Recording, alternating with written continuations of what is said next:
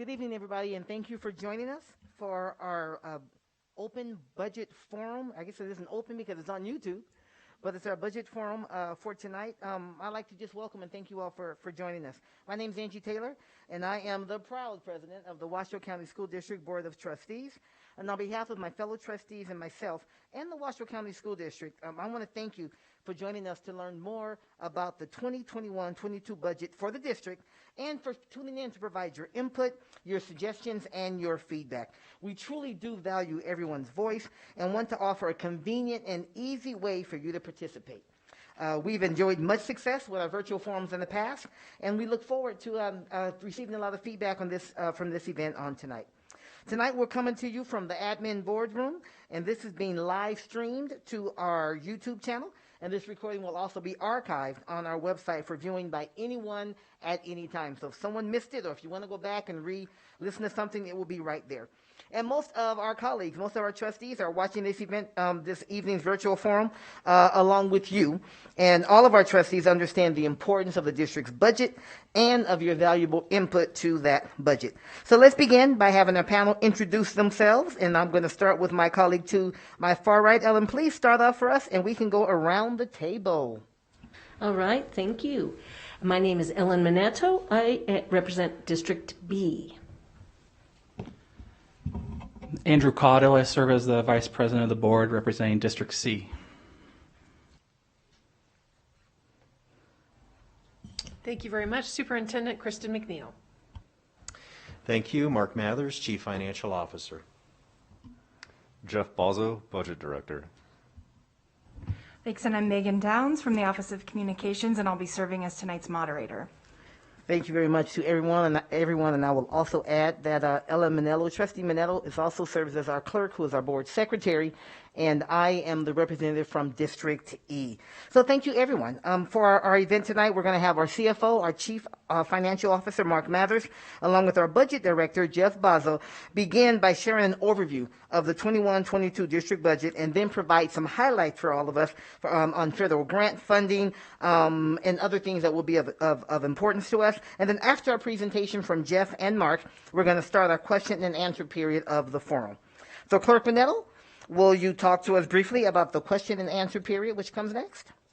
Yes, thank you, President Taylor. We are very interested in hearing from you, our stakeholders.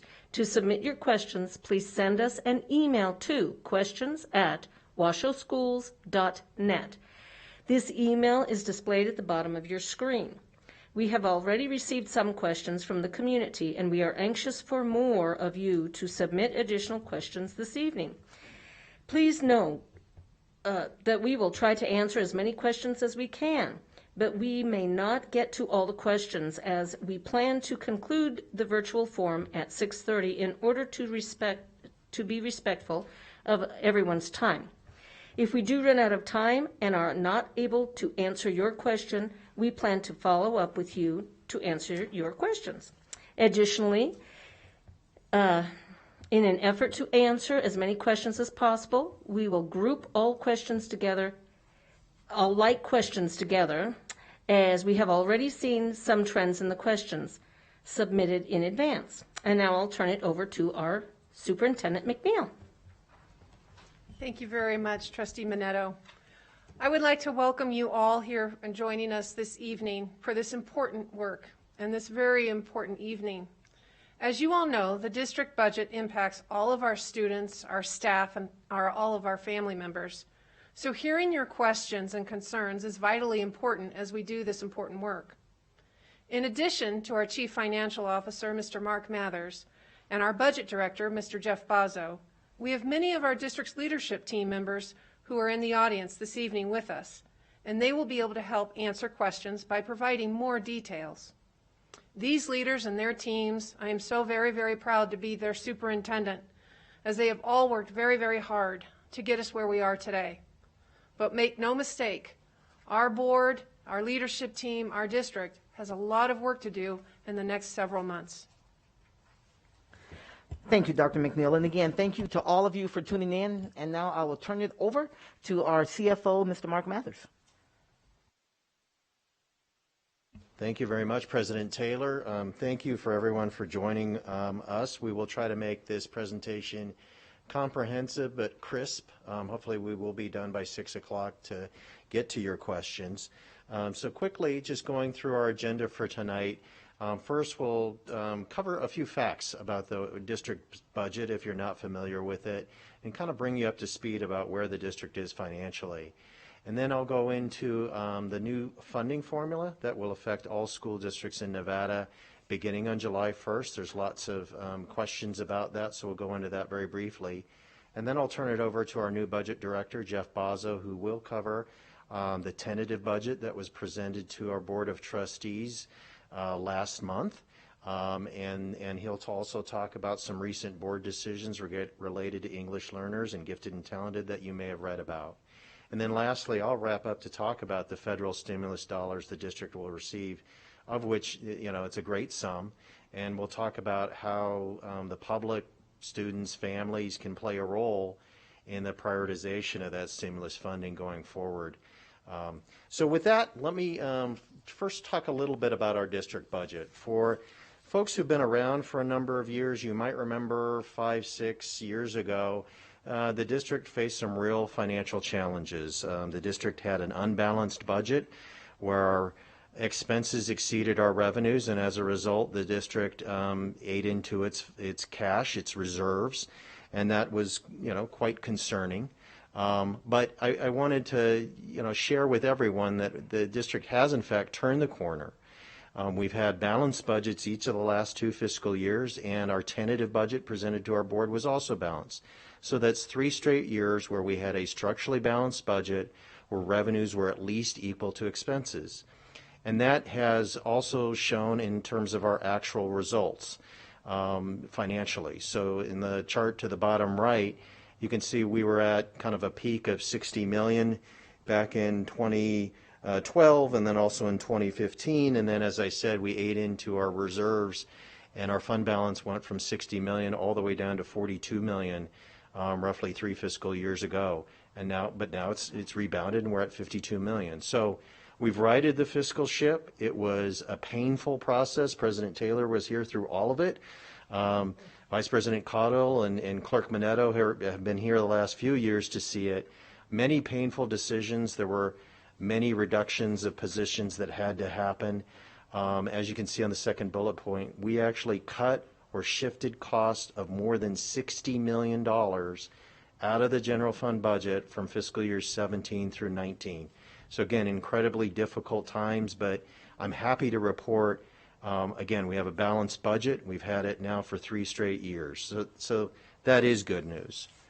However, I have to talk about the lack of financial support for school districts in general, and certainly Washoe County School District is included in that. There's a lot of myths there, and I know it's easy to think that the school district might be top-heavy in terms of administrators or perhaps mismanages its expenses or revenues, and that's really not the case. There was a recent State Department of Education study that shows the number of administrators per 1,000 students here in Nevada, and it is significantly less than national average, as is the number of counselors we have and other administrative staff in our schools. Happy to share that if there are any follow-up questions we have. But really the district's challenges are all about its revenues or the lack thereof. And so the chart in the top right compares our revenue growth on an annual basis to other local governments in Washoe County for the 5 fiscal years from fiscal years 16 through 20. As you can see, and so these were the pre-pandemic boom years in Washoe County when our economy was really doing quite well and humming along very strongly. And even under those economic conditions, our annual revenues only grew 3.1%. And it wouldn't even be that high except for the fact that our governor funded 3% COLAs in that last fiscal year. So without that, we would have been even lower. That's roughly half of the growth rate in the annual growth rate in revenues that Washoe County and the cities of Reno and Sparks saw over the same period. And so if we had seen the same revenue growth that those other local governments in Washoe had seen, we would be in quite a different budget situation. We would be able to afford additional staff like those agencies do, but we haven't. Our growth in our revenues of 3.1% definitely does not track the economic growth the county saw as a whole during that period of time.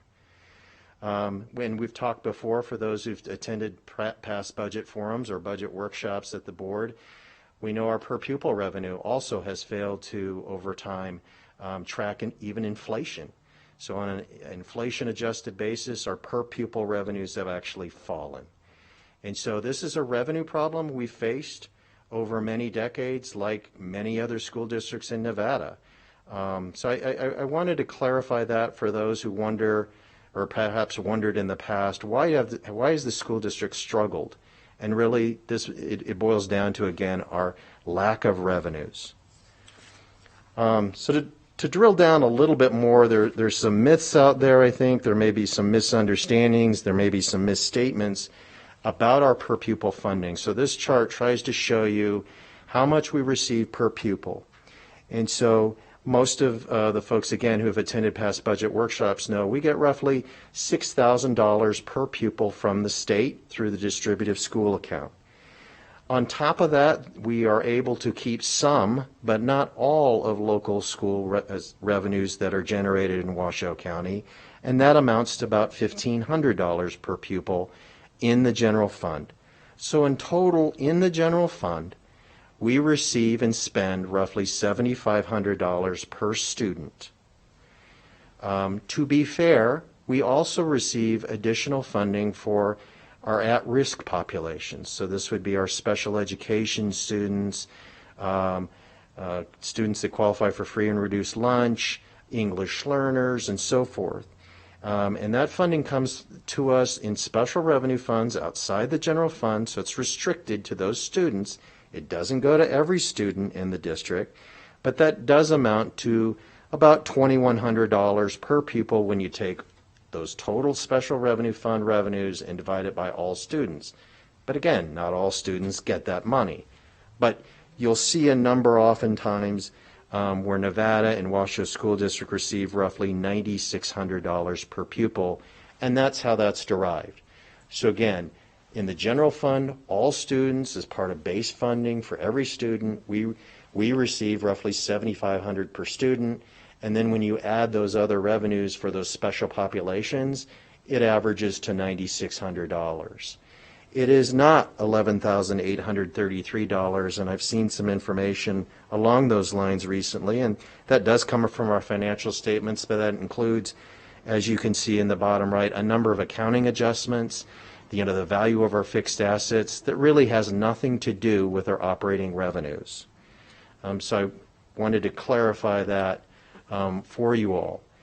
Lastly, if you take our roughly $9,500 per student and compare that to national averages, as most of you know, Nevada and Washoe County School District pale in comparison to just the national average, not the maximum, but the average. So the average per pupil funding across the nation is $12,056. That compares again to the average Nevada spending at the time of this publication of $9,200 or so. So we're roughly 30% below the average nationally. That's $3,500 less than the national average. If we multiplied that $3,500 per pupil that we're below the national average and multiply it by our 62,000 students, that's a shortfall of $221 million when we, again, compare funding in Nevada for Washoe County School District to national averages. And so I know all of you can imagine what $221 million would do in terms of hiring additional teachers and lowering our class sizes. And on that note, most of you know that we fall well above class sizes nationally. The average class size in the nation is roughly 15-1, and Nevada and Washoe County are roughly double that. And again, it's because of the lack of funding on a per pupil basis that we receive. So I wanted to clarify that for everyone. I'll get off my soapbox now, and we'll talk about the funding formula that will take effect on July 1st of 21. So some of you may have heard about this new funding formula. It replaces what's called the Nevada plan, which has been around in Nevada for more than 40 years. And I won't go through all of the facets of this plan. I'll simply say that its main purpose is to streamline funding and eliminate a number of categorical grant programs and institutionalize that funding for those special populations. And one of the themes of the bill that enacts this funding formula is that the funding follows the student, which simply means every child should receive roughly an equal educational opportunity. And so we should see the same level of funding per pupil at school X versus school Y. And that's what it's trying to achieve and guarantee. So the next slide shows you kind of graphically on the left kind of how we budget and all the boxes there for all the categorical grant programs that we receive. And on the right, this is what it would look like under the new funding formula. So much more streamlined and transparent where the funding goes, which is great. One of the aspects, however, the new funding formula is maybe something you've also read, which has to do with a cost adjustment, which intends to equalize funding for districts across the state based on the cost of living. And unfortunately, we have issues with that cost adjustment factor. We think it is too low for Washoe County. We are actually going to the Commission on School Funding, which makes recommendations on the new funding formula. The superintendent and I will be presenting an item to try to rectify that what we consider erroneous cost adjustment calculation Friday at the Commission on School Funding. So we are working on that, but that definitely has a negative effect on Washoe County at the moment. So that new funding formula was again scheduled to transition on July 1st. However, in January, the governor proposed a partial implementation of the pupil-centered funding plan, the name of the new funding formula. I won't go into everything here on this chart, but the main point here is that there are many, many unknowns. We don't know if there's going to be full implementation of the new funding formula or partial implementation of the funding formula. The legislature actually this morning conducted a hearing talking about it, and it is clear they probably will have tweaks, regardless of whether it's partial or full implementation, tweaks to the law to correct some inequities that they perceive. So, the bottom line for our budget process is there's still many unknowns. We will have to wait for the legislative session to end at the end of May to really know where we stand, which makes the job of our new budget director all the more fun. And so with that, I will turn it over to our new budget director, Jeff Bozzo. Thanks, Mark. So as Mark said, my name is Jeff Bozzo. I'm the district's budget director, and I'll review our general fund budget. So starting off with our summary of revenues, our state revenues, this number was provided by the Nevada Department of Education. Under the partial implementation of the People-Centered Funding Plan, we would receive about $178 million. However, that number was based off of enrollment that was about 1,000 students higher than our average daily enrollment this year. So by making that reduction or making that adjustment, we reduced that number by about $2 million. Additionally, charter schools in Washoe County get a portion of our local revenues, and that amount is deducted from our state revenues, and that amount we anticipate to be about $34 million. Moving on to our major local revenues, we have property taxes. We estimate those to be about $129 million. Our local school support tax, or a portion of sales tax paid in Washoe County, is estimated to be about $219 million. Our government services tax is estimated to be just under $23 million. We also have $300,000 in franchise tax revenue and some other minor local revenues that add up to $6 million. So this next slide shows a comparison of our pre-COVID or pre-pandemic revenues compared to our projected revenues for the next fiscal year.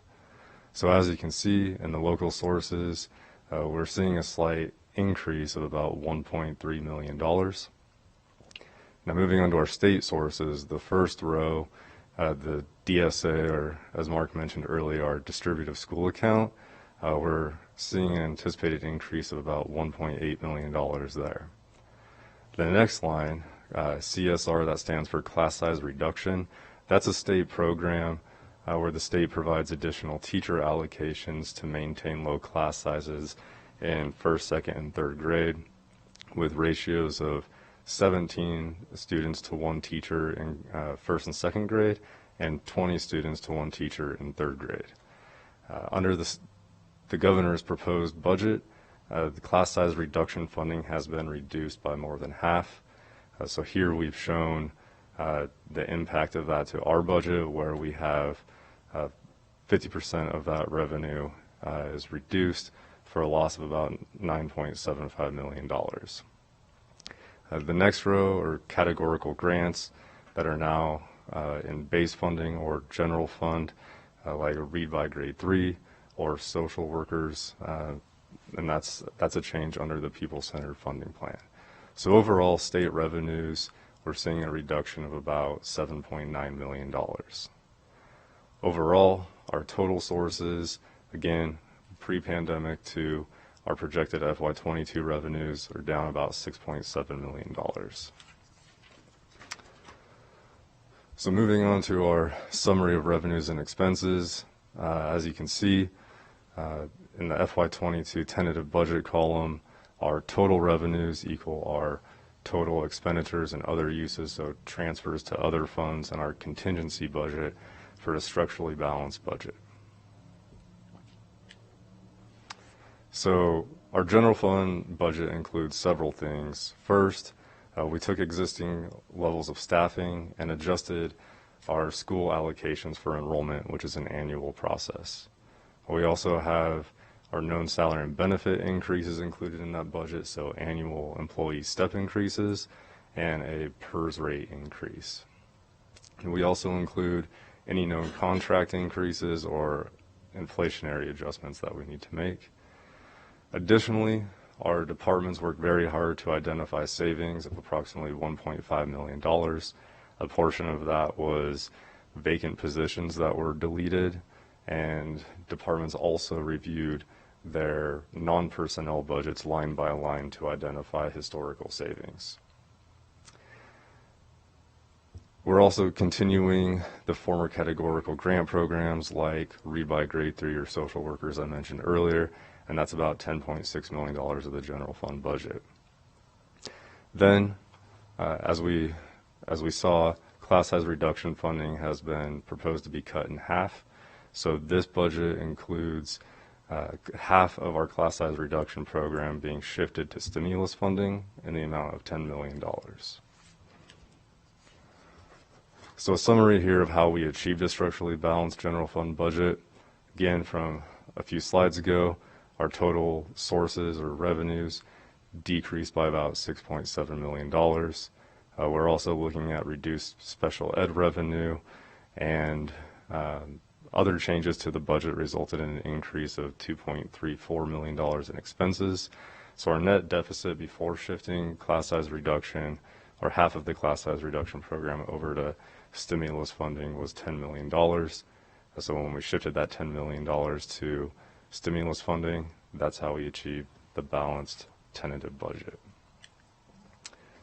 And then on this next slide here, you can see, as Mark pointed out earlier, our FY20 budget, our FY21 budget, and our FY22 tentative budget are all structurally balanced. So where revenues equal expenditures.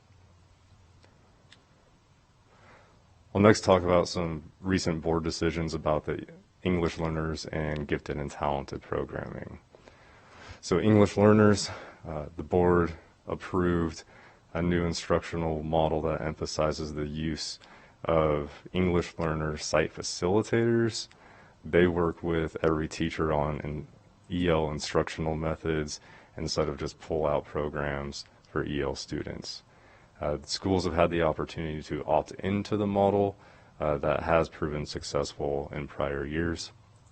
And even though there's changes to how students will be served, the same amount of students will continue to be served.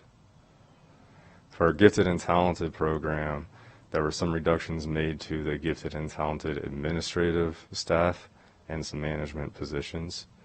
We will also maintain the same number of school within a school programs at our 3 elementary schools and maintain the current level of staffing. We're not going to make any reductions to the middle school magnet program.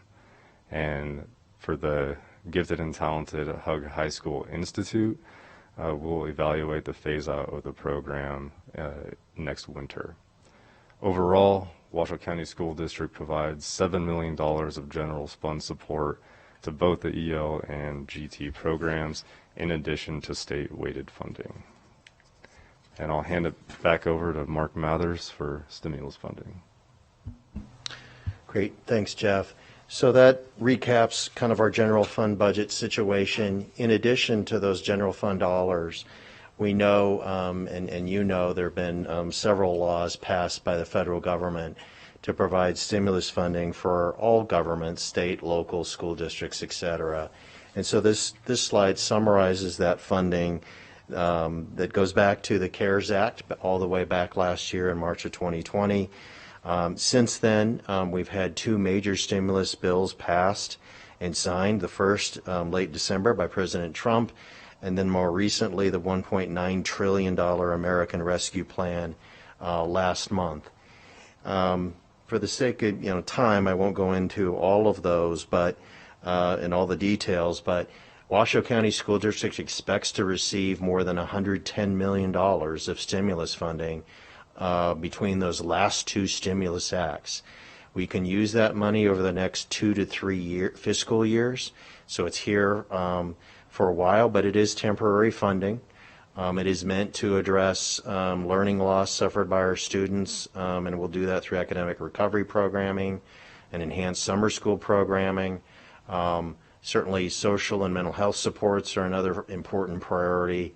And so staff is working on plans for use of those dollars that it will present to the board at a later date. But here's where we need your help, and we need the community, families, students, everyone to participate in our strategic plan budget survey. And so most of you should have received some kind of communication providing information on that survey. In that survey, we are asking for your help in prioritizing the many different possible uses of that funding. And I know from having served here for the last several years that the board really does utilize that feedback and data from the folks who fill out our surveys. This is important feedback from the community. It's an important data point. Is it everything? No, it's not everything. There are other considerations, legal or otherwise, sometimes we have to follow. But it is incredibly important for the board to hear the public's feedback on how to spend this stimulus funding. And so on this slide is an actual excerpt from the survey. And in this example, the question has to do with broadly broad categories of stimulus funding that we could use, and that varies from professional learning for teachers to increasing staff, and that includes both teachers and other instructional staff. It is additional supports, what we call academic recovery for those students who struggled during the pandemic, and so forth. And so in this question, we're asking you to rank those priorities, and then we will report the survey results to the board in May. So this is incredibly important for folks to take the survey. It's not a long survey, but it's incredibly useful information for the public to share where their priorities are and where they feel that these monies should be spent. And then we drill down further into the survey. So again, here's some sample questions that you'll find when you take the survey. This has to do with academic recovery support. So we know that students suffered during the pandemic. Many of them struggled, and so the question has to do with how best should we serve those students and provide them the supports they need to get back up to grade level and so forth. And so again, we're asking folks to indicate how high of a priority each of these areas are that include new textbooks, additional pre-K, pre-kindergarten programming, digital learning, career and technical education, and so forth. And so again, once again, we're asking for the public to fill out the survey so that the board can see where the community's priorities are.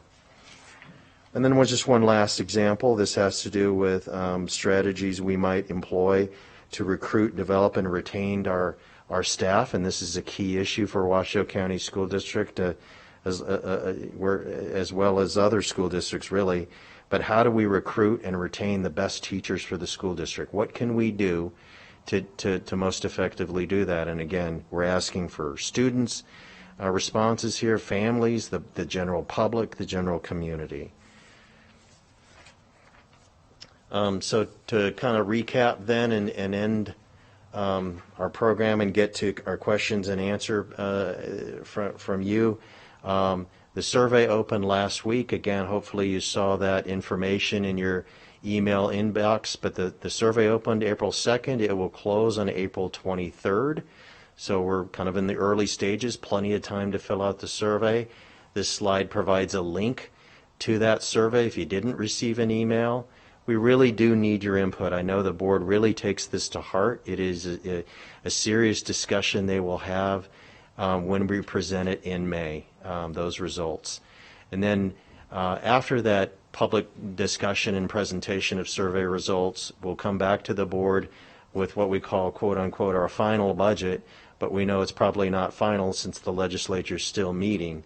And so we'll likely have an amended final budget we'll need to prepare and submit to the board that will take into account all the legislative actions regarding the funding formula, other mandates the legislature may pass, what have you.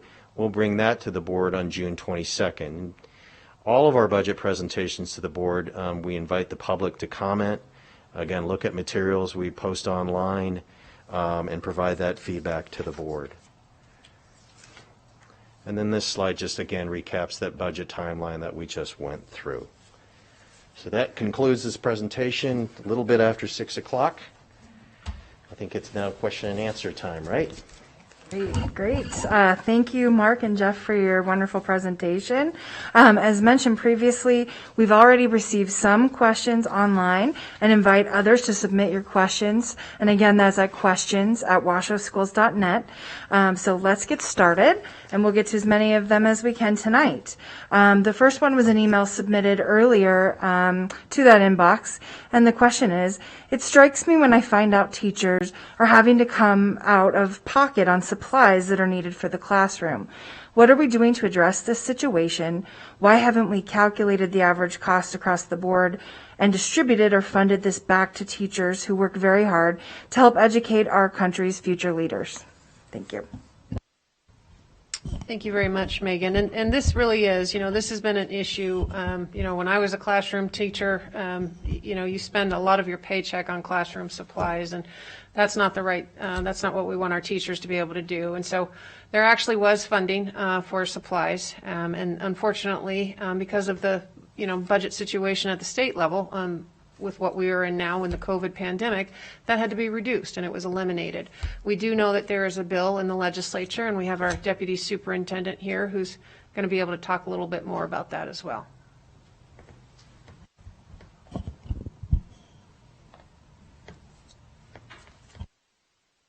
Thank you, Dr. McNeil. And again, I'm Deborah Beiersdorf, and I'm proud to serve as the deputy superintendent for the school district. And I'm going to ask our Chief Human Resources Officer to come up a little bit to talk about the bill in Carson City right now. But that's a great question. And I absolutely agree with our superintendent that it shouldn't fall on the responsibility of our teachers to be paying for supplies for the students in their classrooms. So there's actually several avenues of support for teachers. It could be the general budget, the general fund that each of our schools are allocated at the beginning of the school year that can provide support for supplies.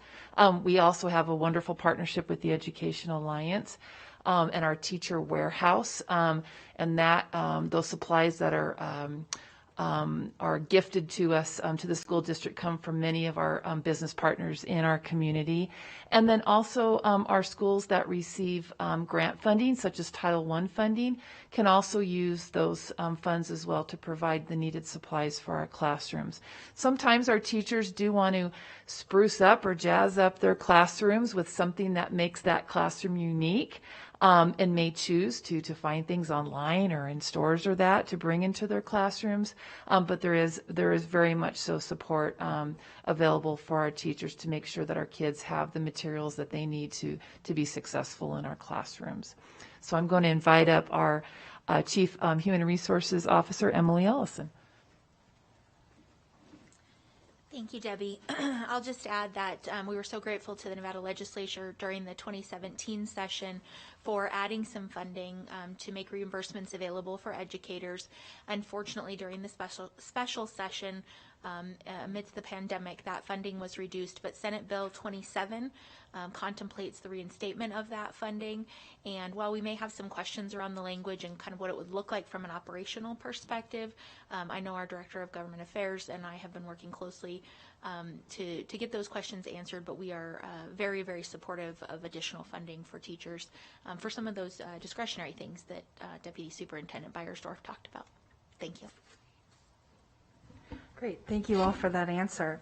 Our second question coming in is, why are we as a county or state not taking advantage of the rainy day fund that was supposed to be provided by recreational cannabis sales tax?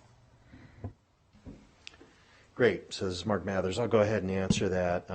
One of the really positive aspects of the 2019 legislature was they voted to actually move those cannabis tax revenues into the distributive school account. It was going to the state's general fund and not to schools. But in 2019, they corrected that. And so that helped actually fund the 3% COLA for teachers in fiscal year 20. So marijuana tax money are now going to school districts, I'm happy to report.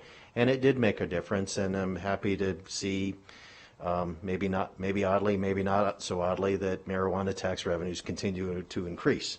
So that's an increasing revenue source for school districts. Thank you for that. This next one might be for our Chief Operating Officer, Pete Etchart, asking about if the school district has researched the idea of installing solar panels on its schools and buildings or warehouses. Just talking about the number of cost benefits that might be associated with that. Great. Well, again, Pete Etchart, Chief Operating Officer, and I think we're really fortunate in the Washoe County School District to have one of the premier experts in sustainability in this country, in Dr. Jason Geddes. And Washoe County School District has installed installed 4,200 kilowatts of solar photovoltaic panels on 36 schools since 2008. In fiscal year 2020, these systems generated a little under 7 million kilowatt hours of electricity, accounting for about 12% of the district's total electricity use and saving the district a little under $6 million. So the district definitely continues to explore more solar photovoltaic opportunities through private entities and in partnerships with NV Energy. And I'd like to add too, beyond power generation, we have also retrofit many energy savings improvements into our existing schools, from lighting upgrades to control systems. We're trying to also keep our costs down. And these new schools we're building, we're adding many energy saving improvements, such as our ground source heat systems that cost a lot of money going in, but they also pay for themselves many, many times over during the life of that school. So thank you for the great question. Thank you very much. And I'll just remind our viewers, you can email questions@washoeschools.net. Our next question is, when considering where cuts in staffing are going to be made, why doesn't the district give more consideration to cutting assistant principal or dean level positions where maybe more significant payroll costs could be achieved? I'll go ahead and start out, and then if our deputy superintendent wants to take from there. So, it is never anything that any of us within this room enjoy making staffing decisions as far as when we're talking about reductions. That's not something that we enjoy doing. But I will just say, as a former principal as well too, our deans and our assistant principals really are uniquely qualified within our schools, and they provide a lot of support. They provide support to our principals. They provide evaluation support to our principals who may have staffs underneath them about 30 to 40 to 60 when we're talking about our high schools on evaluation. And it also helps with our pipeline. We want the highest qualified administrators in our schools as leaders, and that really helps us with our pipeline. And so with that, I'll turn it over to our Deputy Superintendent. Thank you very much. And if I could add on to that, Superintendent McNeil, our assistant principals and our deans are key in maintaining safety and security in our school buildings as well. So our public might be interested to know that every year we review the assistant principal and dean positions at each of our schools, and that review is based on the projected enrollment for a particular school for the upcoming school year. And often that enrollment or that student population of the school remains pretty consistent, but sometimes it changes. And it can change if there's building happening in a certain area and there's more families moving in and the school receives more students. So we follow a very strict formula when it comes to allocating dean positions and assistant principal positions in our schools. And unfortunately, sometimes we do have to make reductions. And then sometimes we make additions as well if the population goes up. And then I think I would be remiss if I didn't maybe remind folks that earlier this evening in the presentation, our Chief Financial Officer, Mr. Mathers, talked about where Nevada does rank in the number of administrators at our school buildings. They're such an important part of the safe operation of our schools, and we're very appreciative for the work that they do. Thank you. Great, thank you for that response. A new question that's come in from our live viewing audience.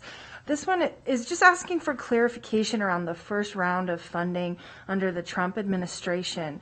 They're wondering, did we receive this funding and how was it used or distributed? So again, Mark Mathers, Chief Financial Officer. I'll actually go to that slide. Here we go. So the stimulus funding that President Trump signed the last week of December will provide a little bit more than $34 million to Washoe County School District. Unfortunately, it was just until this week that we could apply to the State Department of Education for that funding, but we are building plans for use of that money. This slide goes into some of them, but certainly, one of the potential uses would be to cover the state's cut to the class size reduction program that Jeff talked about. We plan to use that money for instructional software. As you can see, again, that increased enhanced summer school program that we're working on and that we'll launch. And also, among many other things, additional teacher allocations or teacher positions at schools, depending on the social distancing requirements for next school year. So, we're very thankful that we have that funding. We're building a plan that we'll again present back to our board, but it is, thank goodness we have it, because otherwise it would be very difficult to manage the reduction to the class size reduction program we see. Thank you for that. This next one, a little bit about Zoom funding. The viewer asks, I'd like to know what possibilities there are for aides, teacher assistants, Zoom assistants, and other ESP employees that are essential to the district. They say, I know every year we wait for funding to come through or grants to come through for our positions, but this year we're told that Zoom funds have been eliminated. They've only heard about the stimulus that may come through, but even then have no idea if there will be funds. So just wanting more clarification on that issue. Sure, thank you, Megan, and it's a great question, and it's a question that we get asked often, especially in a legislative year, right? Because we don't know what our budget is for the next 2 years. So I'll go ahead and start, and then our Chief HR Officer, she's getting up and walking to the podium. Our support staff, just as we were talking about our deans and our assistant principals, they really are a keystone within our schools. Whether it's an aide, an assistant, a clerical aide, they really do provide the support directly to our students as well as to our teachers. And with the Zoom funding, having to be reduced and taken away, that hurts. But, and this also has to do with what Mark was talking about earlier on our per pupil funding formula as well, too, and where that Zoom funding is going to be tucked in on our base, right? So I'll turn it over to Emily as well, too. Thank you, Kristen. Emily Ellison, Chief Human Resources Officer. So as Mr. Mathers covered earlier, Zoom as a categorical grant funding goes away and is incorporated into base funding. And so what happens with the program and future programs, our academic teams are always exploring the right models for serving our students. That said, employees that work for the district today absolutely have opportunities in a variety of positions, and we are anxious to work with employees as more information becomes available regarding funding and openings for next year to help get people moved into positions and continue the work in service to our students. And I'll just help out here with clarification on what Zoom funding is. It has nothing to do with the audio-visual program Zoom. It really is around our English language learners, and that funding was specifically sent to schools that had a higher number of EL learners, just as our Victory funding went to particular schools with higher numbers of free and reduced lunch students. Great, thank you. And another live question that just came in from a librarian, wondering about if any of the stimulus funding is going to be set aside or used for libraries, books, computers, other library resources. I'll go ahead and take that one.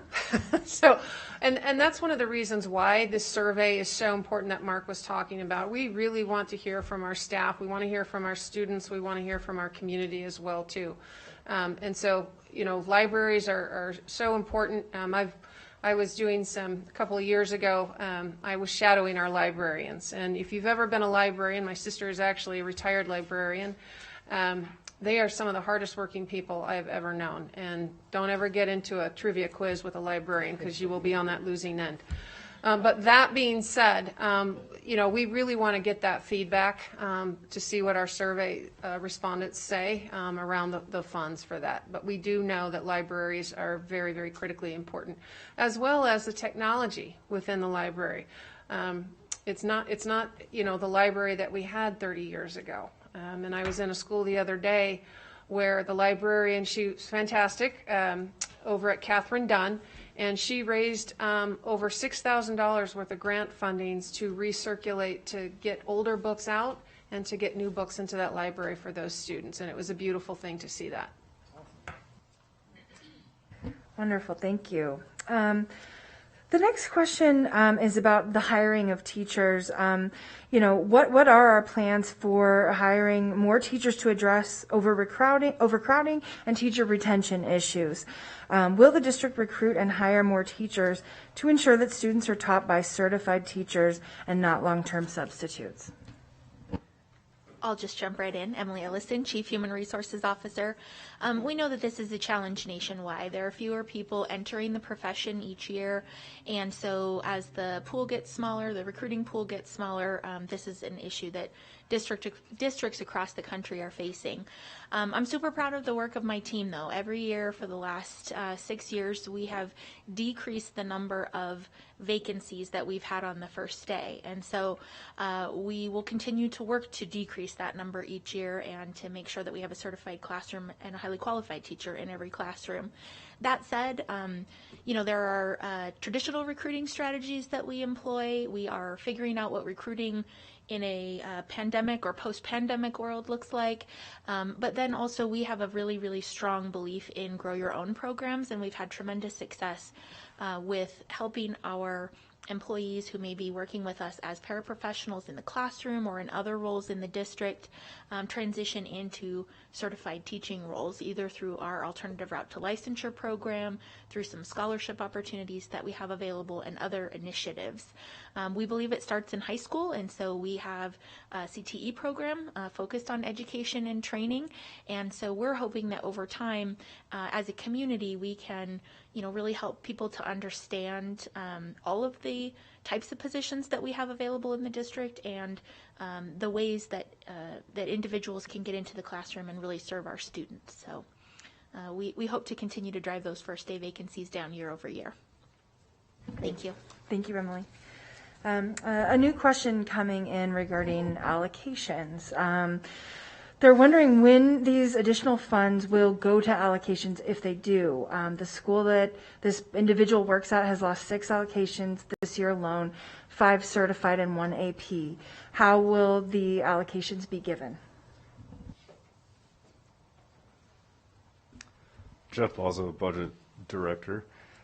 So our allocations are based on allocation guideline formulas where we put enrollment into a database and calculate it based on those allocation guidelines. So our school allocations are all enrollment based, and on an annual basis we reset our allocations to enrollment because we have a per pupil driven budget. So everything is based on enrollment.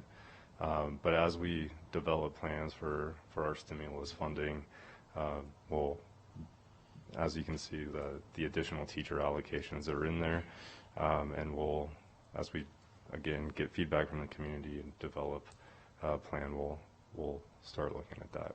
And I'll hand it off to our Chief Human Resources Officer, Emily Ellison.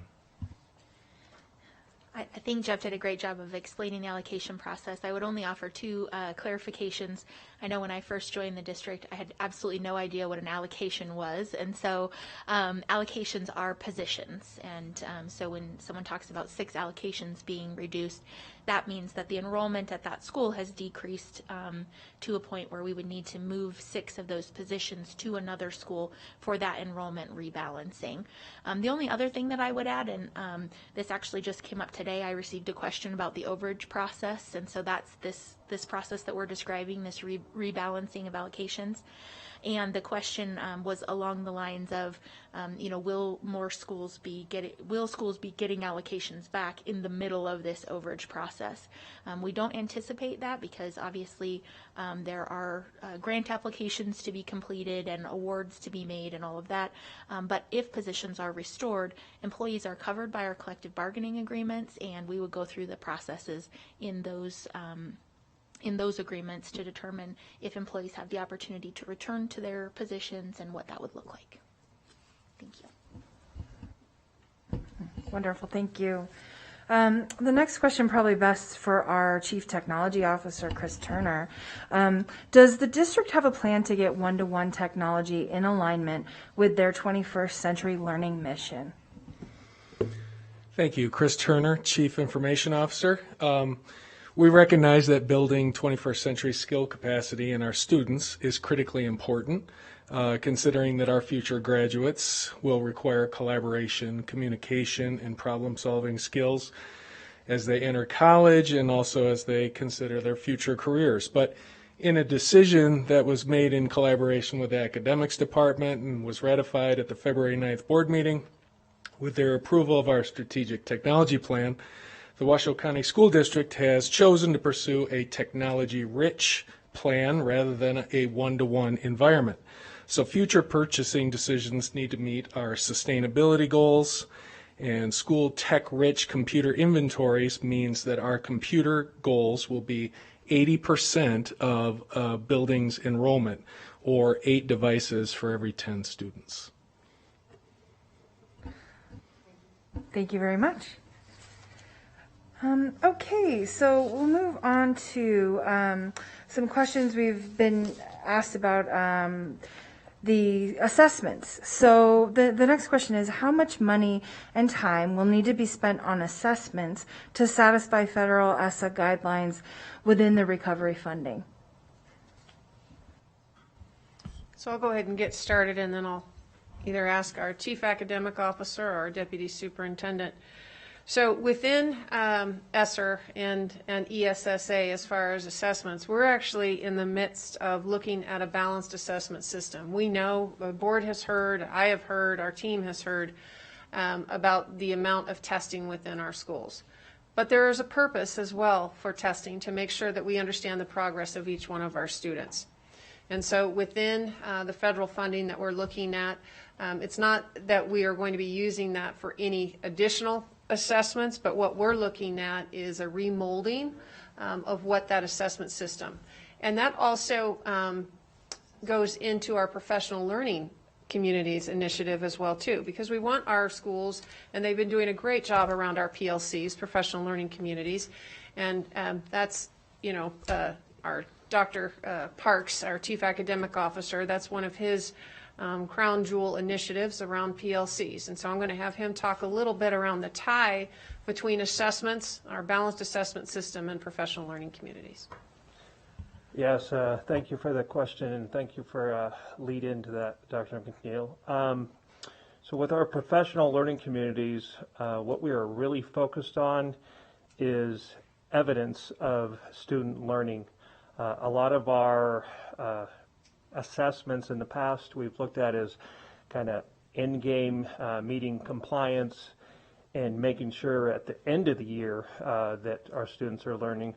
But with professional learning communities, we're really focused on kind of what we call formative assessments, which are like as soon as a student has completed work toward an essential standard, we want our teachers to be designing assessments that will measure, did the student complete that learning outcome, and are they meeting that grade level expectation, so that if our students aren't meeting grade level expectations, we immediately in the classroom provide updated instruction and intervene so that all students, as we move into the professional learning communities, all students will be learning those essential standards, and those will be our guaranteed and viable curriculum that the public will be seeing in the future.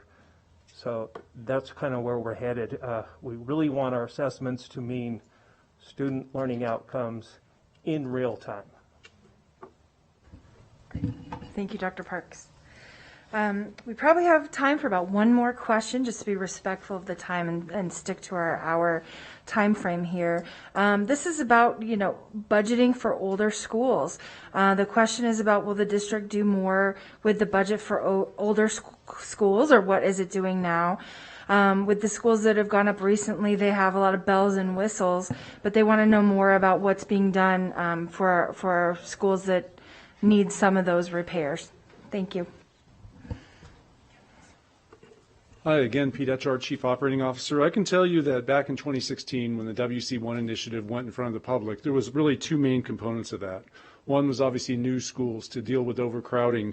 And the second one was, and I think we're almost there. I should say that, we're almost there. The schools that are under construction now are really going to take care of that overcrowding problem, and every new school we build after that will just be growth dependent.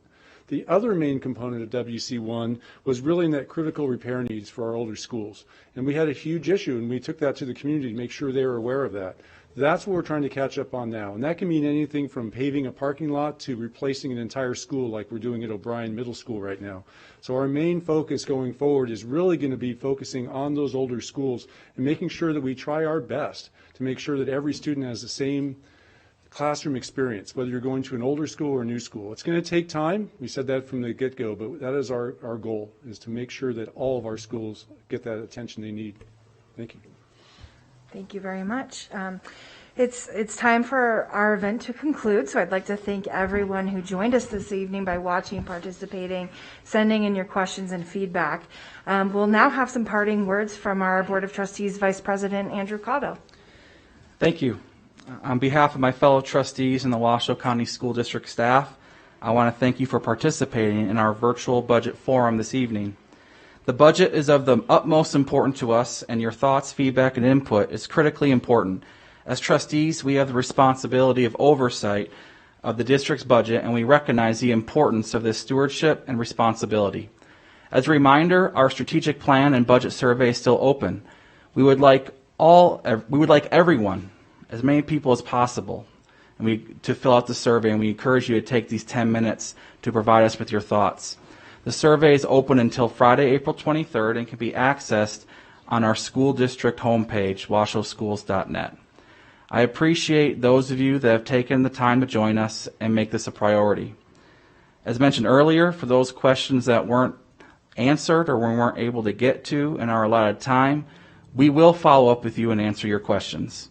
Our sincere thanks to all of you for joining us this evening, and good night. And happy birthday to my mother.